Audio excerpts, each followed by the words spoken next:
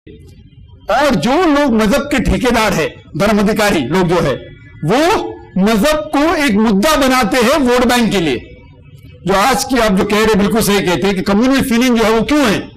کیونکہ وہ پالیٹیشین لوگ جو پرابلم کرتے اپنے ووٹ کے لیے جھگڑے فساد کرتے تاکہ اسے ووٹ بینک ملے.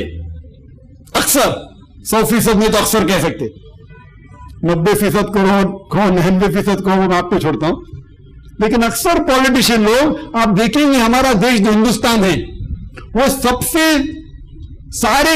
سارے دنیا میں جس میں سب سے زیادہ کمیونل رائٹ مذہب کے بنیاد کے اوپر جو فساد ہوتے ہیں جھگڑے فساد، نمبر 1 پہ شہر دیش آتا ہے ہندوستان.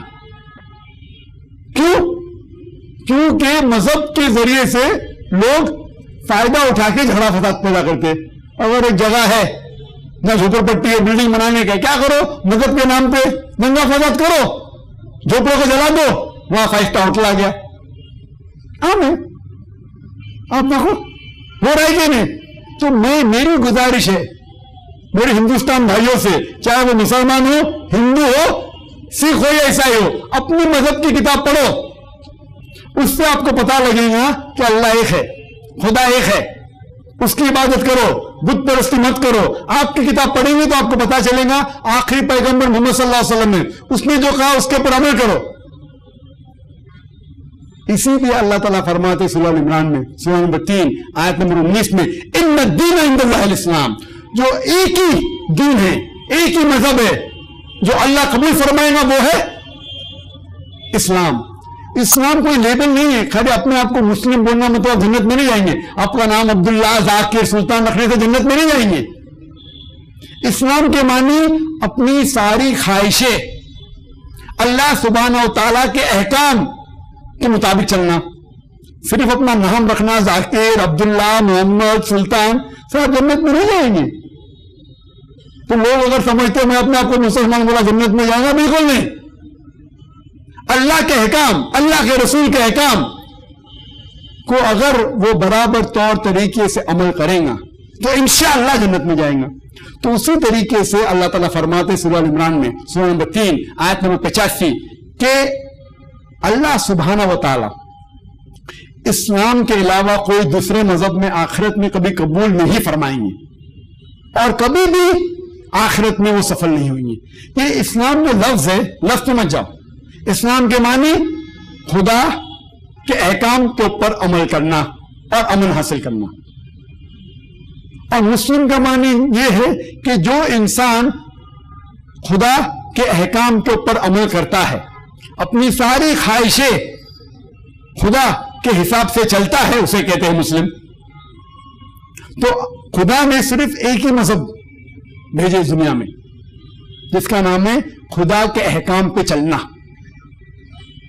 وہ لوگوں نے اپنے فائدے کی وجہ سے مختلف مذاہب میں باتیں جو آپ دیکھ رہے، اسی لیے اگر آپ اپنی مذہبی کتاب پہ جائیں گے اور کم از کم وہ جو یکساں ہے اس کے اوپر عمل کریں گے تو انشاءاللہ آپ صراط مستقیم پائیں گے.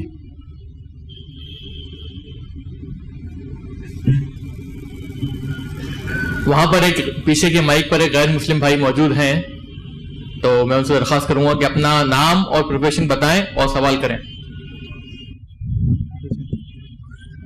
ہلو، ہاں، میرا نام اسد اللہ سنہا ہے. میں 2 سال پہلے ایمان لایا ہوں.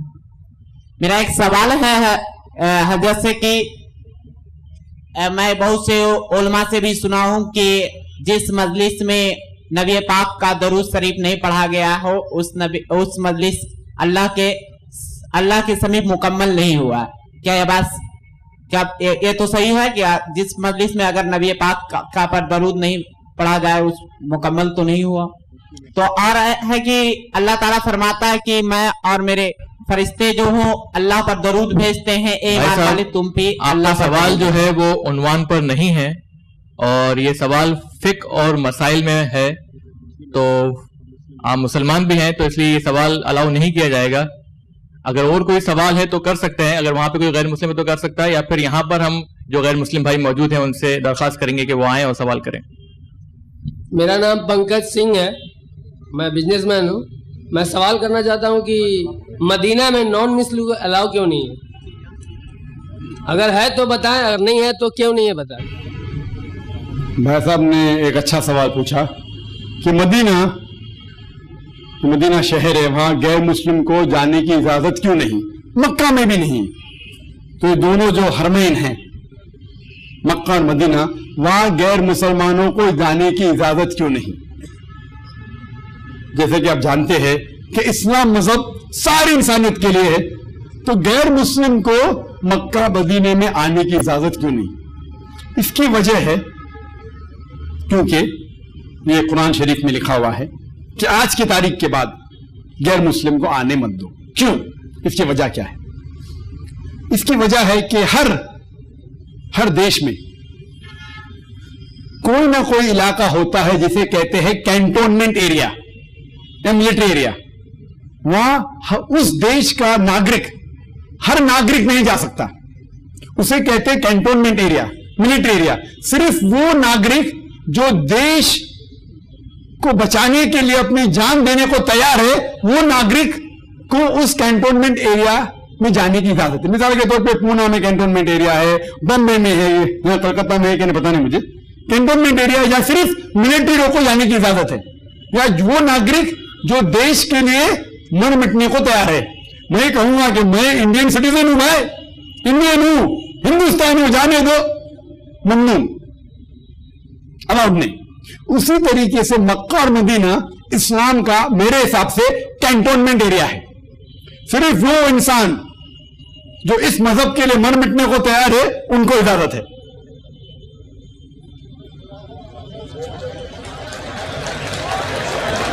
وہ انسان جو مر مٹنے کو تیار ہے اس مذہب کے لیے ان کو الاؤڈ ہے۔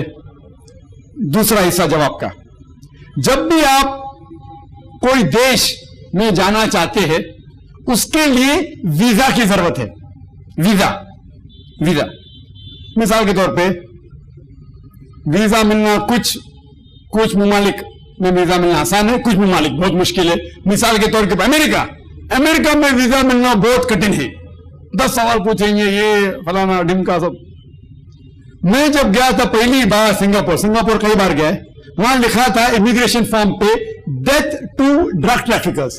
اگر آپ ڈرگ آپ کے پاس ملا، ڈرگ مطلب ہیروئن، کوکین، چرس، گانجا آپ کے پاس ملا تو سزائے موت۔ اگر مجھے سنگاپور جانے کا ہے تو مجھے ان کے قانون کو ماننا پڑے گا، نہیں تو سنگاپور میں جا ہی نہیں سکتا۔ اگر میرے پاس کوکین، چرس، گانجا ملے گا سزائے موت۔ میں نہیں کہہ سکتا سزائے موت یہ غلط ہے تو سنگاپور میں جاؤ۔ یہ ویزا کے کنڈیشنز ہے۔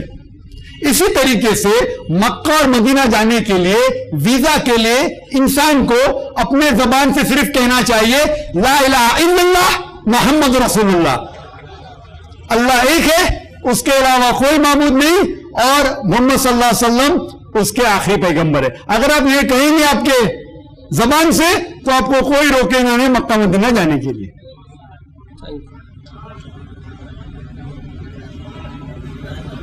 ہاں سوال کر سکتے ہیں، پہلے اپنا نام اور پروفیشن بتائیں۔ میرا نام جسمیت سنگھ اروڑا ہے، میں ایک بزنس مین ہوں، اور آج شاید بہت زیادہ خوش قسمت ہوں کہ ڈاکٹر ذاکر نائک بہت دن بعد ایک انسان ایسا ملا ہے جو بہت ٹیکنیکلی